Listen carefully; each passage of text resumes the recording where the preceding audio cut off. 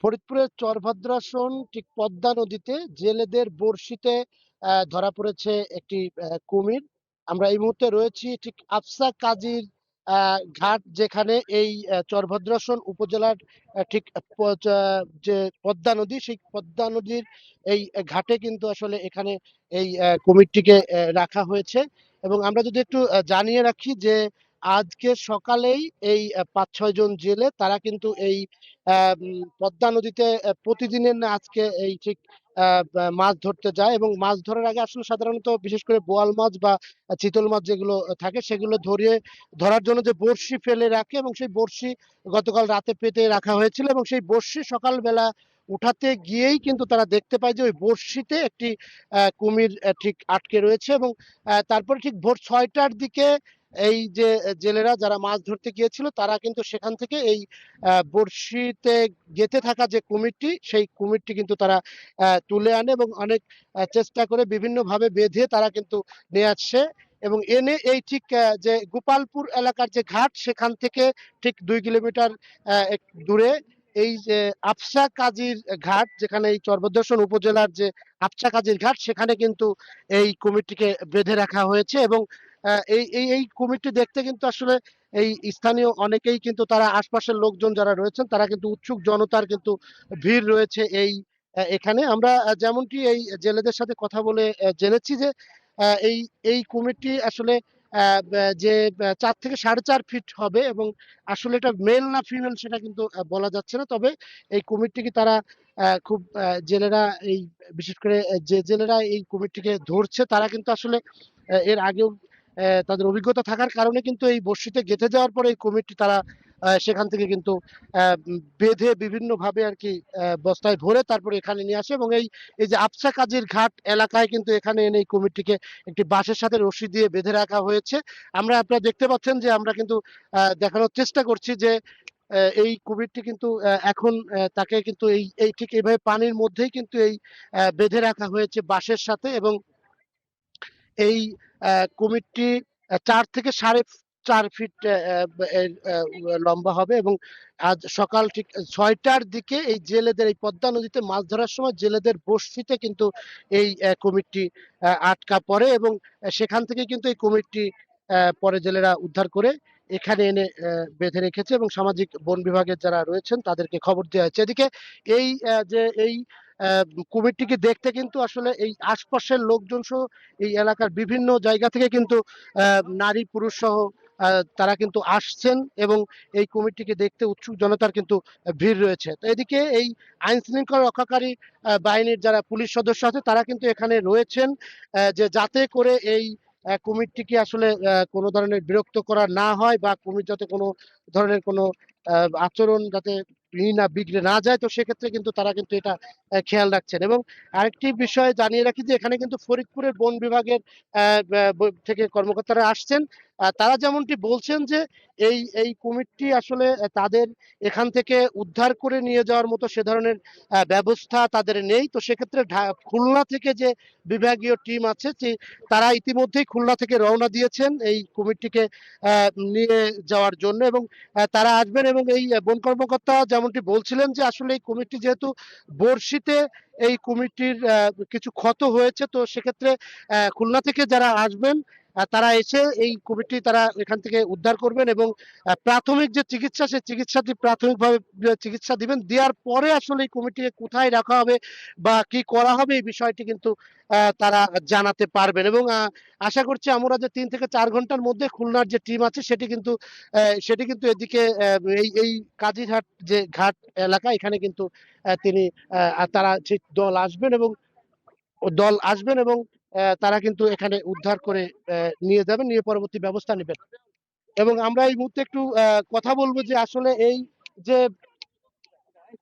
আমরা একটু এই মুহূর্তে কথা বলবো যে এই যে ছেলেটি আসলে এই কুমির ধরার সময় ছিল, যে কিভাবে আসলে কুমিরটি ধরা পড়লো আমরা একটু জানতে চাই। আপনি একটু জানাবেন যে কিভাবে আসলে কুমিরটা ধরলেন? আমরা মাছ মারার বড়শি পাতি হাজারে বড়শি। এই হাজারে বড়শিটা পাচ্ছি, পাতার পর সকালে উঠাইতে যাই দেখি কুমির পাচ্ছে। কুমিরটা পরে ধরতে যাই আমাদের মেলা কিছু ক্ষতি হয়েছে, প্রায় ১০,০০০ টাকার জিনিস ক্ষতি হয়েছে। তারপর আমাদের কষ্ট হয়েছে অনেক কুমিরটা ধরতে যায়। এক একজনের হাতে বসে ইঙ্গে গেছে, পরে ধরছি অনেক কষ্ট করে।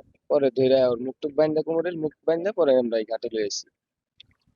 আপনারা শুনছিলেন যে আসলে কিভাবে এই কমিটি ধরলেন, এই যে জেলে যারা ছিলেন তার মধ্যে এই রবিউলও ছিলেন একজন। এবং আমরা যদি একটু বলি যে এখানে কিন্তু আইন শৃঙ্খলা রক্ষাকারী বাহিনীর সদস্যরা রয়েছেন এবং উৎসুক জনতার কিন্তু প্রচুর পরিমাণের মানুষ, নারী পুরুষ তারা কিন্তু এসেছেন এই কমিটিকে দেখতে। তো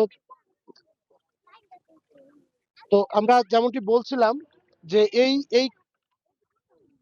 এই কমিটি আসলে কিন্তু এই কমিটি যে খুলনা থেকে যে বিভাগীয় যে যারা যে কর্মকর্তারা রয়েছেন বন বিভাগে, তারা আসলে কিন্তু আসলে বিষয়টি জানা যেত। আমরা এই মুহূর্তে একটু কথা বলতে চাই এখানে এই কমিটি আসলে দেখতে তো অনেকেই আসছেন, তার মধ্যে একজন যিনি, আচ্ছা আপনি এখানে এসে কি দেখলেন বা আমি এখানে এসে দেখেছি অনেক মানুষ, এবং সাথে আজকে যে হাজারীবর্ষীতে যে কমিটি ধরা পড়েছে সে কমিটি দেখতে আসছে, এবং আমাদের এলাকার অনেক মানুষই এখানে এসেছে। উৎসুক জনতার ভিড়।